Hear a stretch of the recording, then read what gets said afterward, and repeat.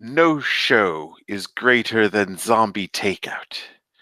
It's a significant show in a number of ways. The frequency of the running gags, the awful physics of a 24-hour day, and in the middle of it all, men playing by an odd set of rules. It's not a show man is supposed to grow strong in, John. You appreciate that, don't you?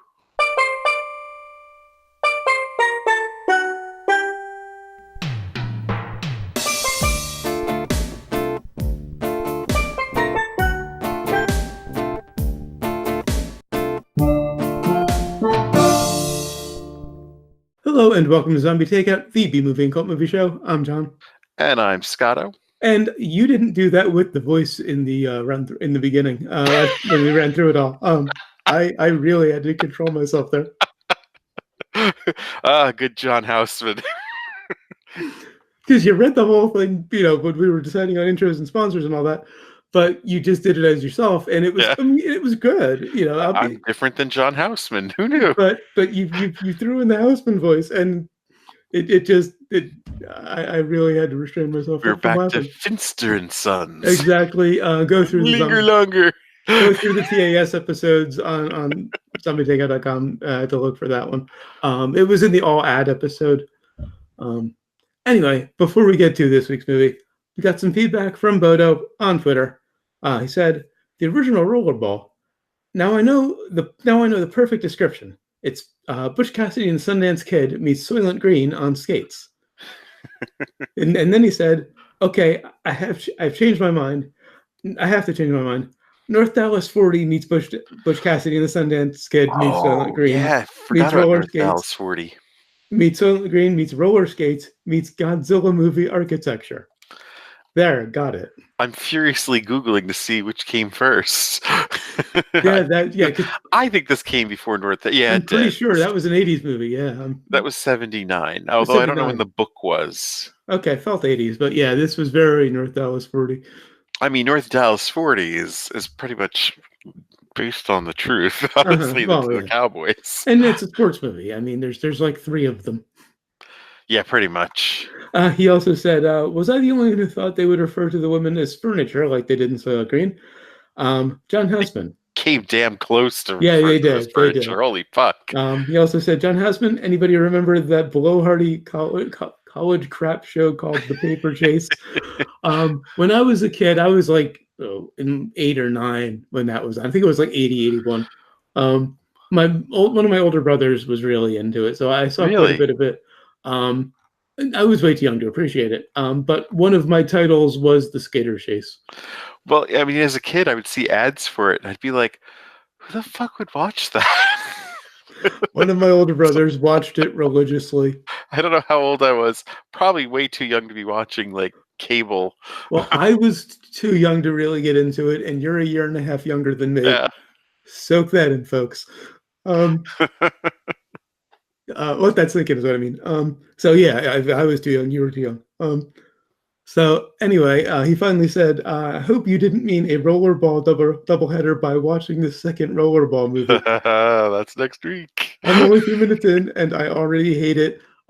Did I mention this is our 10th anniversary episode? Yes. Oh, well, you have not mentioned that. Not live. This is our 10th anniversary. This is our 10th anniversary episode. Our first episode, our review of the Rocky Horror Picture Show, went live on May 13th, 2009. Obviously, we didn't have a show on the 13th, so we got in a couple days late. But yeah, to mark our 10-year anniversary, we are doing a Rollerball 2-parter. This one, first time we've ever done an original and a remake. Like Tron was close, and The Thing, but it was like a sequel. Oh, you're right. We did The Thing, and that was also a sequel because it came after the original. They were in the same universe, and we missed the original thing. The original thing was a prequel. Or we should have made that a trilogy of like the thing they did in the 50s, right? The one in the 70s, and then the one they did. What bullshit year that was? We did 2010. It's forgettable. I misspoke. I said a sequel. Actually, now thinking about it, the 2010 thing or 20 whatever thing was a prequel to the original. The Kurt Russell version. So this is the first straight up remake that we've done Although, back to back. because I don't care about spoilers, I read the summary of the 2002 version, but it's completely different. Well, yeah, but So I don't know if it really counts as a remake. Anyway, before we get to this week's movie, again, a little bit of news. This is from comicbook.com. Akira, or Akira, as some people think it should be pronounced, a live action film reportedly entering production this summer. After years spent in limbo, it looks like Akira is going to come get on, it Kevin Costner. going Come to on, get its Kevin due in Costner. Hollywood. The next four words are very important. Okay. With director Taika Waititi on board to oversee the live action adaptation, reports suggest Akira will kick off production this summer. According to a report by Discussing Film, Akira is slated to begin filming this summer in LA. The date in question is set at July 15th, with Michael Golamko, best known for Grimm, the TV show, Yeah. co-writing with Waititi. Isn't Waititi the one that did What We Do in What We Do in the the Shadows, for yeah. Ragnarok. Great with comedy. Akira's not a comedy by any stretch of the imagination. Yeah. That's a good point. I watched, and about a year ago, I caught up on the MCU. I'd stopped after the first Avengers. I think I talked about this at the time, and Everyone's told me I should watch Ragnarok. I got to it, and I tapped out a half hour in. Wow. Because I'm an exception. Most people love Ragnarok. But I like my Thor movies dark, brooding, and Shakespearean, not cheesy and comedic. But, I mean, the comic book movies, they're all cheesy. Well, cheesy, okay, fair point. But not like, stupid and comedic and, Yeah. I don't want comedy in a Thor movie. I want cheesy, yes, but like that brooding Shakespearean vibe. So I just didn't like him for Thor. Love What We Do in the Shadows. I'd love to see him do more comedy, but he doesn't fit Akira. I mean, I'm open to be proven wrong. I'm gonna say it, but Yeah. I don't have high hopes. Anyway, on to this week's movie, which I mentioned earlier, from 2017, from 1975, Rollerball. Of course, that brings us to the impromptu plot summary, sponsored by Stanley Kubrick. Who would like his aesthetic back, please? And also brought to you by Houston Rollerball. We win games the old-fashioned way. We earn it. That voice is never not going to crack me up. It's such a terrible impression, but it's funny. Anyway, so we begin with roller derby with a motorcycle? Roller derby on steroids, effectively. It's roller derby with the motorcycle. Somebody let a motorcycle into the roller rink for them to skate around with. Although I don't know anything about roller derby. Does roller derby involve a ball? No, I guess it doesn't. It's just a race, basically. But they're smashing into each other. That's the point. They're beating the shit of each other on skates. Although, how do they determine who the hell wins that if there isn't a ball? Now that you bring it up, I know nothing about roller derby. If anyone out there does, please fill us in. And in fact, I read like a New York Times review of this from '75, and they were just like, "This is just roller derby. What the fuck? How is this futuristic?" So this is not a 2019 perspective. No. That I'm just saying, like, this isn't futuristic. It's also they thought that in '75 that it was not futuristic. And there's also nothing about it that needs to be futuristic. Oh, by the way, did I forget to mention what year this takes place in? Okay, you did look that up because I'd heard somewhere that it was 2018. It is 2018. Okay, I wasn't sure. For some reason, nobody can remember wars that happened within the past 40 years of this film taking place. It'd be the equivalent of someone in the 1970s going, what was the Great Depression? And what was that World War II about? Exactly. But anyway. Because the computer doesn't remember it. But anyway, we have this sport, and there's a big star in it, and he's teammates with Gail Sayers, and he gets cancer, and it's really sad. I've never even actually seen Brian's song, but I know Yeah, just enough to get that joke. it's something. It's like the one movie that young boys are. It's okay for them to cry at. Oh. Is the end of Brian's song because he dies of cancer. I'm sorry if I spoiled that for anyone.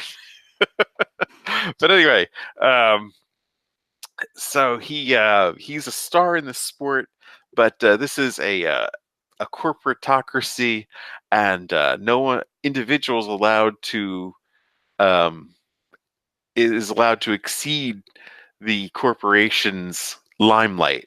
Now they play this off as a big mystery as to why would they want to fight, him to And resign. they get really annoying about it because they cut the scene just as they're about to explain it a couple of times. And it's kind of like it's pretty obvious why they want you to resign. I think we think we all get that, but he still does not resign.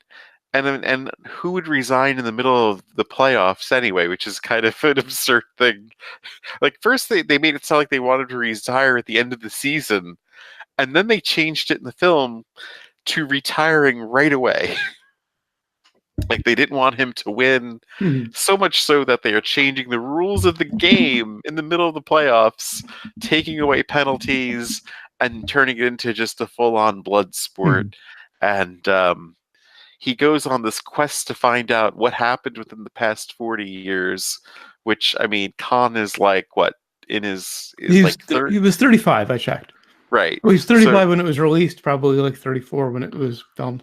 so stuff that happened within his lifetime, he is trying to research, and Yeah, he doesn't. because they didn't play him as like a young guy either. He's a little bit over the hill.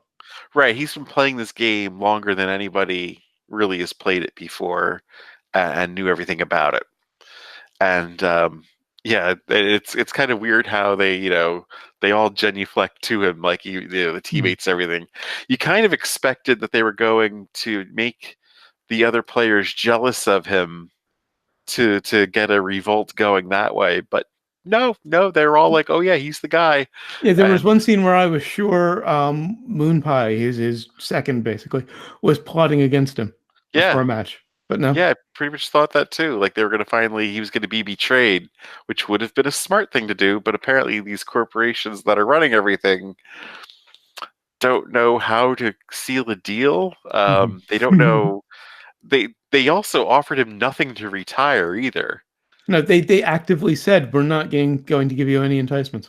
Right. You just need to retire to be good and do what we say, and not showing him any, a taste or anything like that, which is kind of like, you guys know how this works, right? If you want something done, no one's just gonna like say, yeah, Right. yeah, I'll do that for you I guys. will end a very lucrative career that has made me very rich and famous just because you tell me. Yeah, sure. So he does not retire. He plays in the playoffs, and hilarity Hmm. ensues. Now, the screenplay was written by William Harrison, adapted from his own short story "Rollerball Murder," which first appeared in the September '73 issue of Esquire. So, a short story into a full movie. It could have worked, but I mean, I think this director, I mean, did you check his IMDb? Norman The other Jewison, I know things? the name. This dude has directed things you would not expect someone directing sci-fi to have directed. Okay. I mean, he directed like Fiddler on the Roof Okay. and Yeah. Moonstruck, Right. That's why I know the name. Okay. Right. Right. Yeah. like Not a guy you want to do you know, sci-fi. and Justice for All. Mhm. Pacino, I'm out Right. of order. You're out of order. The whole fucking court's out of order. But again, it doesn't need to be sci-fi. There's nothing future that needs to be futuristic about this story. Aside from a sport where they can suddenly like pull out all the rules. Well, if this took place in, say, like the late 21st century, it wouldn't be that big a deal, or even maybe the 22nd century. But you just have like, oh yeah, Mhm. I'm going to write something in the future in the year 2020, and then we'll be all like, what happened in 2019? I don't remember. And Apparently because it was in the mid 70s before BBS was a thing, nobody predicted the internet or Well, I flat mean, screen monitors. they really thought like computers were still just going to be like punch cards, Yeah, yeah.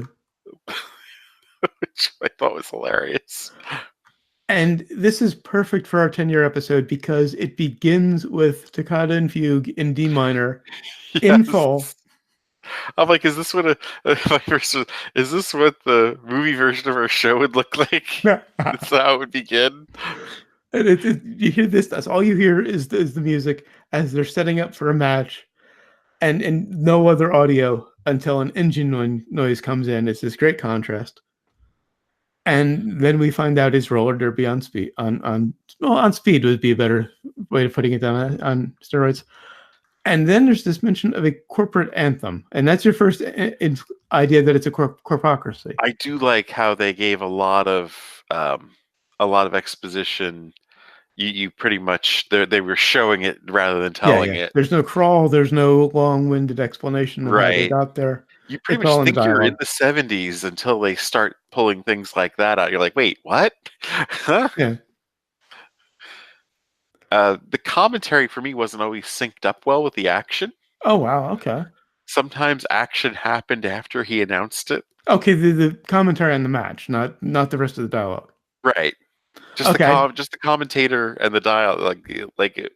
I think it really just wasn't edited well. Like he would announce things before they happened.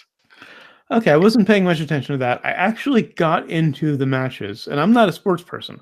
And I could swear the first period ended twice in that first game.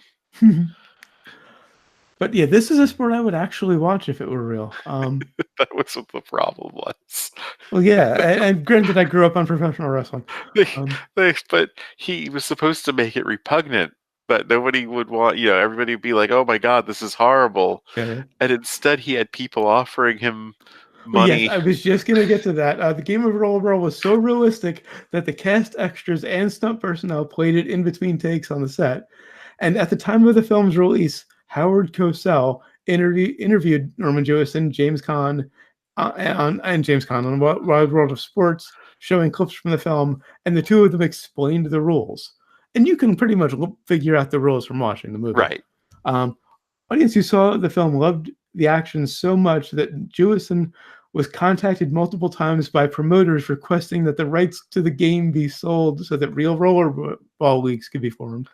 He was outraged because the point of the movie was to show, quote, sickness and insanity of contact sports and their allure. So yeah, he created a fictional sport that people actually got into, and was disgusted by the fact that people got into them.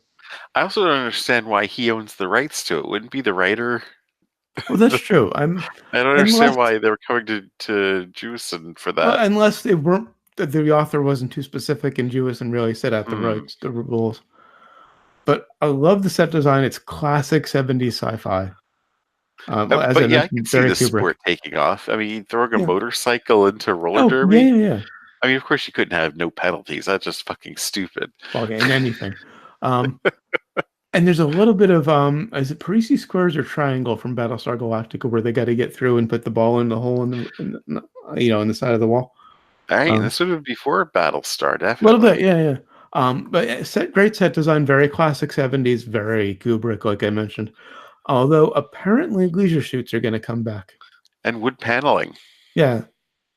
Anytime I see wood paneling, especially in a sci-fi film, that's just hilarious. Mm-hmm. That people are just going to be like, wow, this is it. We found wood paneling, and we're going to keep that for centuries to come. I mean, Lucas was a little bland with THX, all the white, but at least it's better than wood paneling. Yeah. Well, I mean, THX, that was definitely in the future. There's no questioning that. Right. This was like, you just did this in 75, man. And that's really the only thing sci-fi about it is the corpocracy. Yeah. The technology wasn't really changed. Right. I mean, there were a lot of TVs embedded in cabinets that were apparently supposed to be, futuristic. And the big master computer, that was very futuristic. This computer that runs off of water. Yeah. Not sure how that works. It's melted crystals, I guess. I don't know. Yeah. Fucking crystal. Fucking crystals. It's appropriate for a 10th anniversary I show. mean, would They throw in showed fucking crystals, the yeah. fucking crystals. I would have liked to have found out the more of the backstory on the corpocracy, though. They tease it a few times, and then they Right. pull out and don't give you the actual backstory. Which is a little better because I think it's better to keep it vague, Yeah. I'm just Um, someone who I want to know all of the backstory and all of the lore. That's just me. Was Houseman's character a bit creepy to you? of course.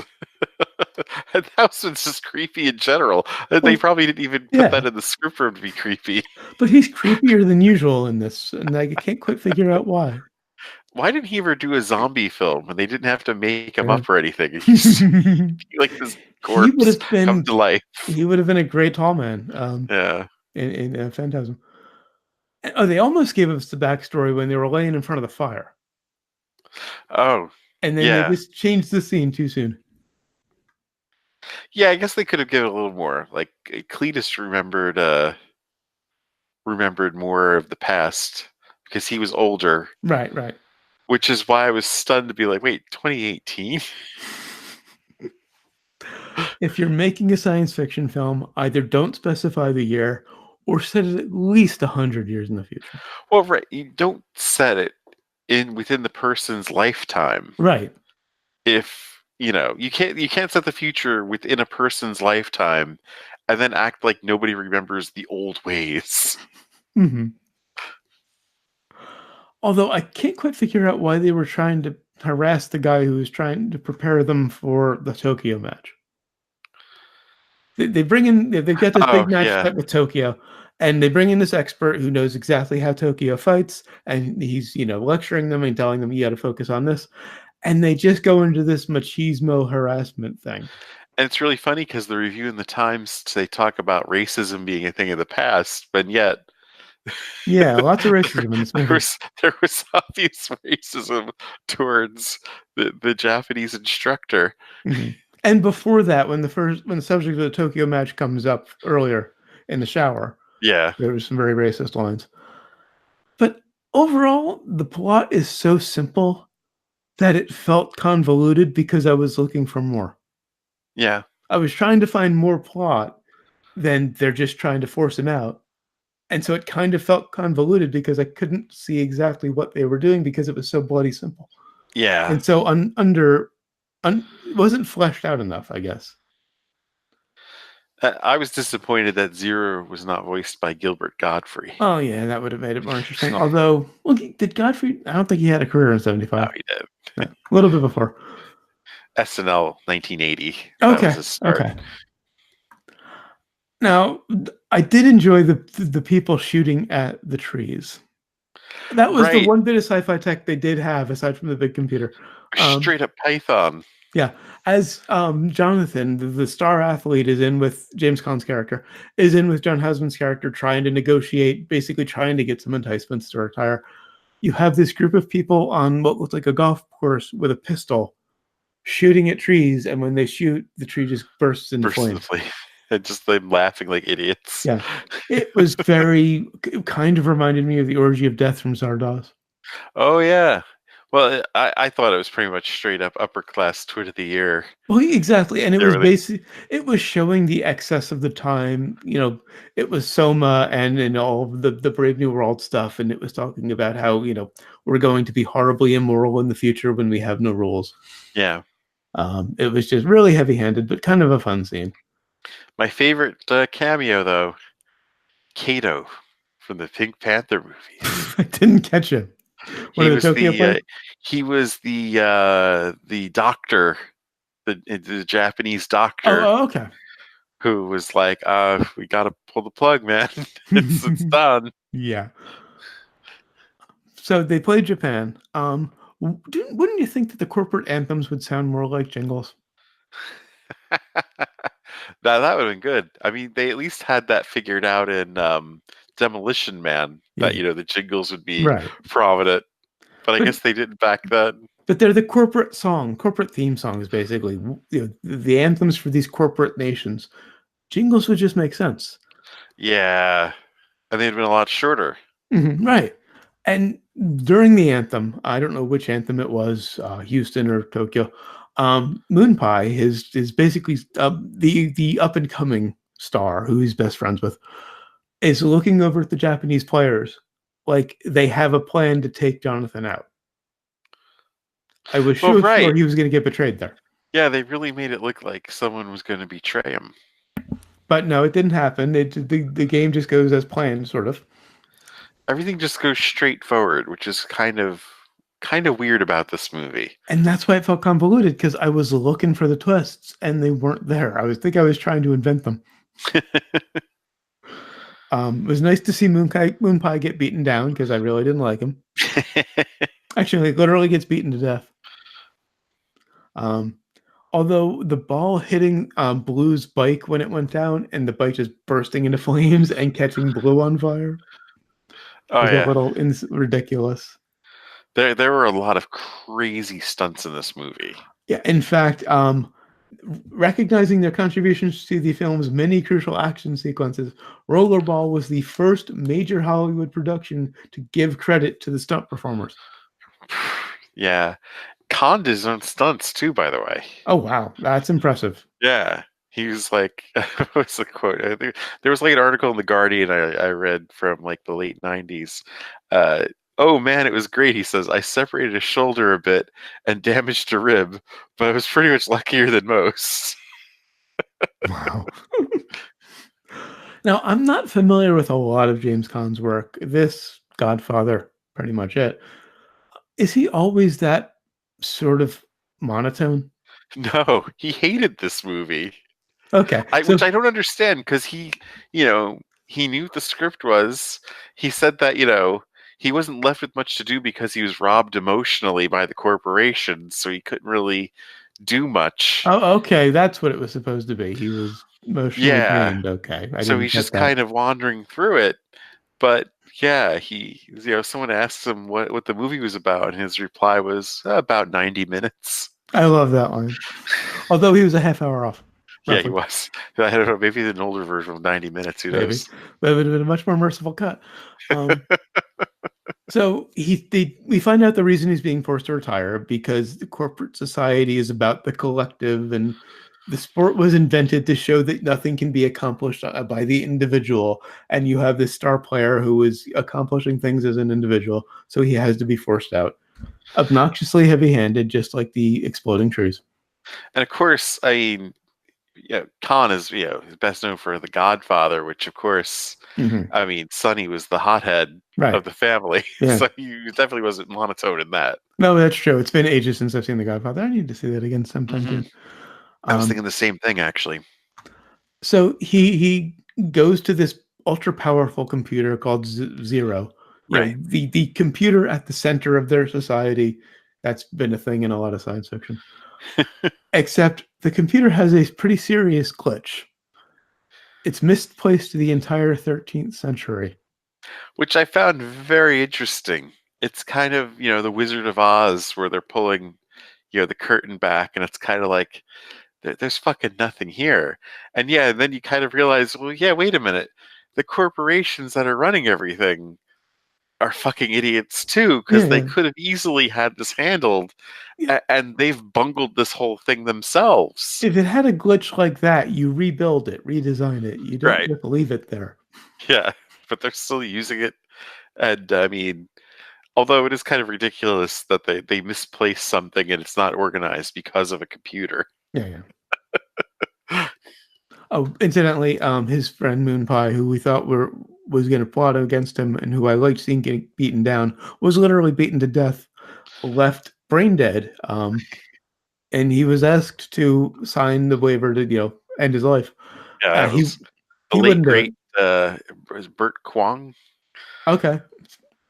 Jonathan wouldn't do it. Kind of the menservant Cato. With no real solid reasoning. Well, right. He is kind of just floating through this movie, just like, yeah, I don't know. He's just kind of out there. And the guy's just kind of like, but you need to do this. Like, I don't think so. I don't think I'm going to do that. He's kind of like the guy from Office Space after, Yeah, yeah, like, yeah. in the trance. Right, right. I don't think I'm going to go back there anymore. So, he doesn't get his answers from Zero. He's got a match with New York coming up. He's still getting pressured to retire. They throw his ex-wife at him as an enticement to retire. But not for her to come back to him, just to, like, to visit. Yeah, I mean, who could blame him for just being like, "Fuck you guys, you took my wife. I don't think right, right. I don't need to like fucking listen to you." Hmm. And he's talking about being free and the corporate, basically the corporation's taking away freedom. And she has this line, "Comfort is freedom." I don't think I've heard anything more Brave New World that isn't in Brave New World. So we get to the New York game, far more brutal than the Tokyo game. Which they somehow knew they were playing New York in the final before they Before played the Tokyo Tokyo, game happened, yeah, because yeah, they mentioned they're going to play Tokyo and then New York. yeah. I don't think they know how a playoff works. And the New York game practically turned into a scene from It's a Mad, Mad, Mad, Mad World. Yeah, Like collision upon collision, and just at that outright brawl. and at that point, the subtext of the movie became text. To reference my favorite line from Buffy, because it was literally about killing the other players. Yeah, but they didn't Like seem to the be all pretext of the game, pretense of the game was gone. right. But they didn't. They killed the other players, not the one they were trying to get. Well, yeah, because everybody was after Jonathan, because I guess they were all getting paid off to kill him to, stop him from being an important individual or whatever. And I guess why was they didn't actually pay them to get Jonathan. Right. They decided to let it all go play out, and it was just going to work out for them. Yeah, they were pulling out the rules of the game in the hopes that it would just blow up into a bloodbath and he would get killed incidentally. So they It just blew up into a bloodbath, but he didn't get killed. kept bungling this. In Yeah. fact, of course, I mean, it ends with him being, pretty much even more exalted Well, yeah, than he was in the he beginning. kills. Everybody dies except I think the guy on the bike just said no. Yeah, the guy was just like, I'm done with this shit. He takes him off the bike, starts choking him, but basically he's gonna punch him out, and he's like, "I'm done. I want to live." And then Jonathan just takes a victory lap. A great triumphant ending. He should have flipped the bird at them. It would have been that extra touch. I'd like to know if it changed anything. Oh yeah, There should have been a denouement where they explained that led to something. instead there was just that horrible freeze frame that was just blurred. This terrible picture of him skating that they tried to get a close up of him, and it was Yeah. all blurry. Think the last shot in Breakfast Club and add some Vaseline to the lens. Sequels and remakes. Sequels and remakes. Wow, they could do so much with this, couldn't they? There is a 2002 remake. We'll be reviewing it next week. There's apparently also some games early on, like early PC games that were based on it. Although I couldn't find proper citations, so I don't really have it in my notes. I mean, they could easily do a prequel. Oh, I mean, totally. there's I'd love to see a more prequel. than enough work on a prequel for this. Yeah. I mean, the corporate wars. I would love to see the corporate wars and the nation wars before that. I would love to see how this society turned into that. Right. Exactly. That's kind of what they needed to, really fill us in. But they were doing just the scope of that there. And I'd love to see if Jonathan's rebellion effectively turns into a proper rebellion. Right. They could easily do a sequel. But nobody in this cast wanted to get back together. No. Like, from what I understand, the writer and director, both did. Well, the writer hated this movie. Okay, so maybe the short story is worth looking into. Like, the writer felt, like it was a great script. It's a shame, Jewison didn't use it. Oh God! Wow. And the remake is even worse. Wow. On to brains. On to brains. I did enjoy the rollerball scenes. I would watch that sport. The rest of it was just kind of there. So I'm going 3. This is it's really weird. I mean, I don't know if it's one of those where I'm not even sure if I like it or hate it or not. But there's a lot of interesting stuff here, so I'm going to go with the 4. All right, and what have we learned? That the future is wood paneling and punch cards. And I learned that ears are important. As a musician and an audio editor, I kind of enjoyed that line. And that's it for Rollerball. Until next time, when we'll be reviewing Rollerball. Always remember, never forget, wherever you go in life, there you There are. you are.